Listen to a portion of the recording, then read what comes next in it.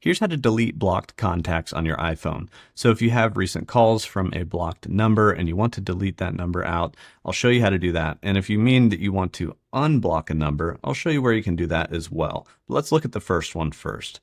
And so let's say you've got a bunch of calls from this spam number or something that you've blocked that number, but you still have all that stuff in your recents or your call history. If we tap on the phone app, and then we go to our recents, we're going to have a list of phone calls in here. And you're going to have blocked numbers in here, etc. What you can do really easily if you see numbers in here and there's not a lot is that you can swipe to then delete that out of the list. Now, if you have a bunch of them, then you can go up to the edit button, tap on that, go to select, and you can select whatever numbers you want to delete out. And then there's a delete button here at the bottom.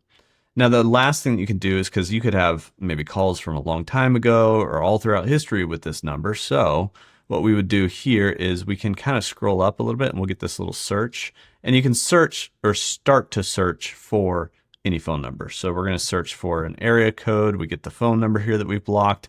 And unfortunately, you can't select these, but you can just go through and delete all of these little instances of these phone calls. So you swipe and you can delete and swipe and delete, and that will delete them from your phone history and your recent call history.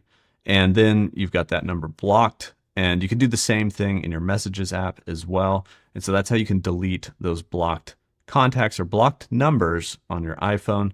Now, if you want to unblock, if that's kind of what you mean, like to unblock this blocked number, you would actually go to settings. So we're going to tap out of this and go to settings. Inside of settings, we're going to need to get to our phone app. And I was already in there, but the easiest way to do it is to go down to search at the bottom of settings and just search for phone.